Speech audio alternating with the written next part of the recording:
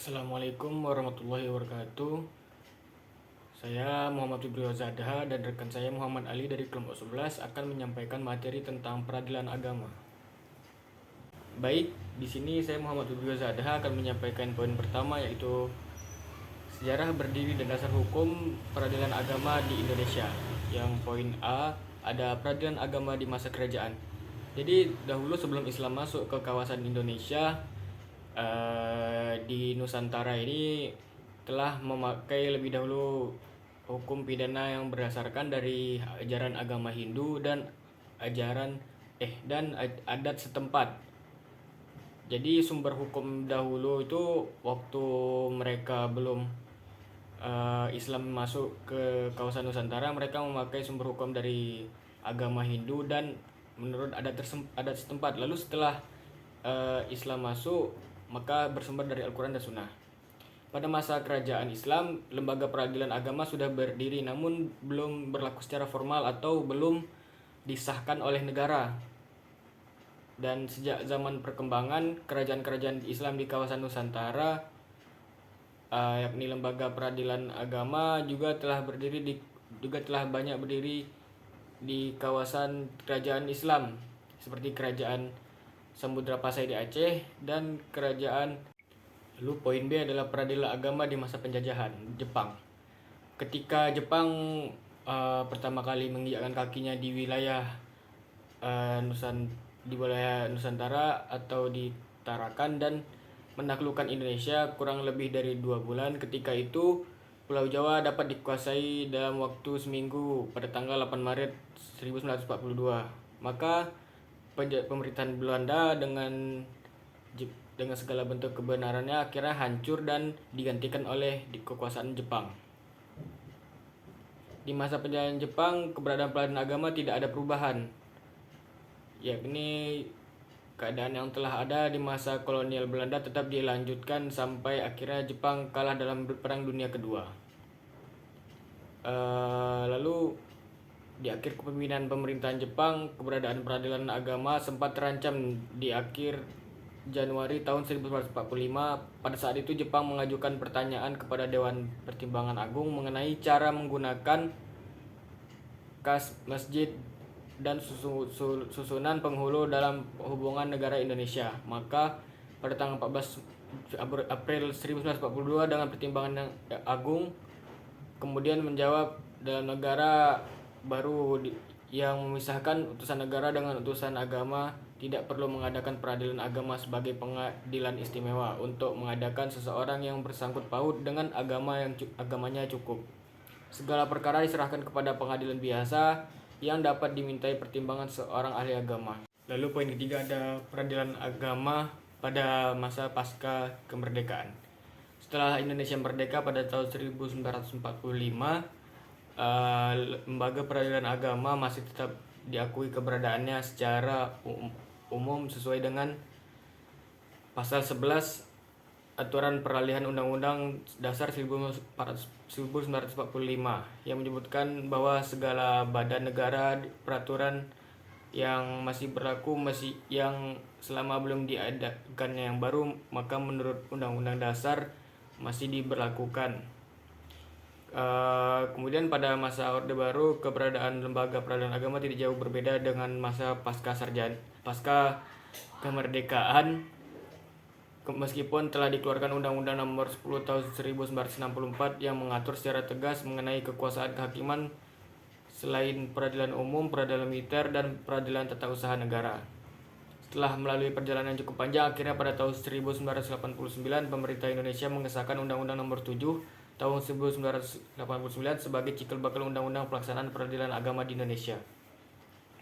Perjalanan panjang yang dilalui oleh peradilan agama dalam proses perkembangannya akhirnya mengantarkannya kepada berada pada suatu atap dengan sistem peradilan lainnya seperti peradilan umum, peradilan militer, dan peradilan tata usaha negara di bawah naungan Mahkamah Agung pada tahun 2005. Dasar hukumnya ada dasar Undang-Undang Nomor 7 Tahun 1989. Menurut Yahya, undang-undang tersebut bertujuan untuk mempertegas kedudukan dan kekuasaan peradilan agama, menciptakan kesatuan hukum peradilan agama, dan memurnikan fungsi peradilan agama.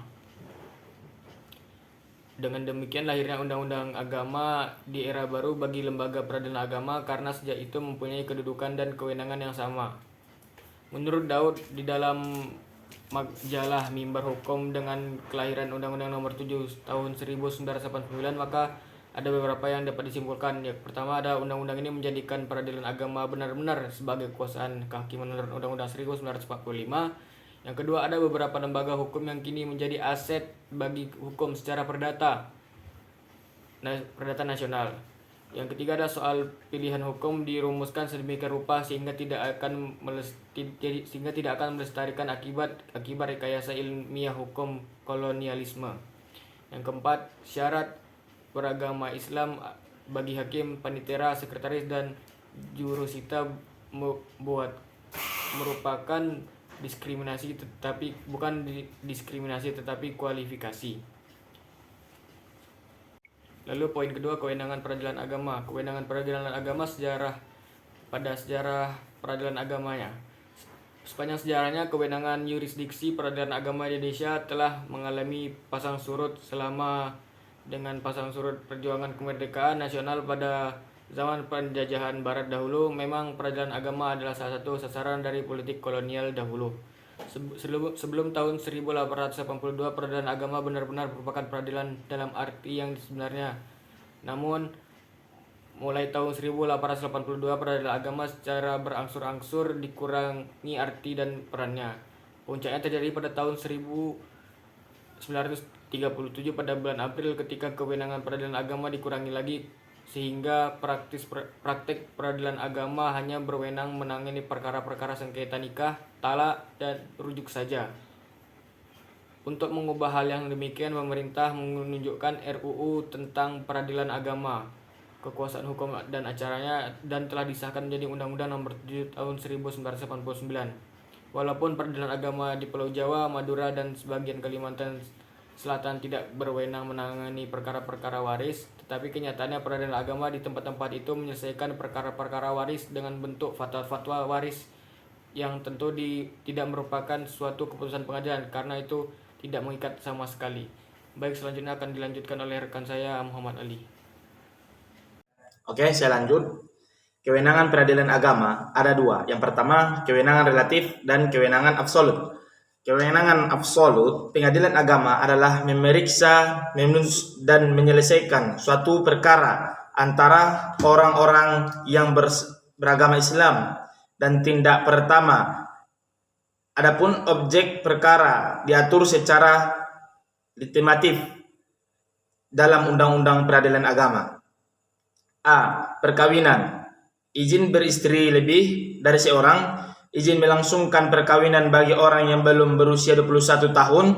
Yang ketiga, dispensasi kawin, pencegahan perkawinan, penolakan perkawinan oleh pegawai pencatat nikah. Yang keenam, membatalkan perkawinan. Yang ketujuh, gugatan kelalaian atas kewajiban suami atau istri.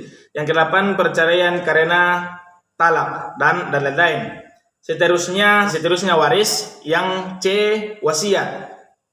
Seterusnya hibah, wakaf, zakat, infak, sodakoh, dan ekonomi syariah.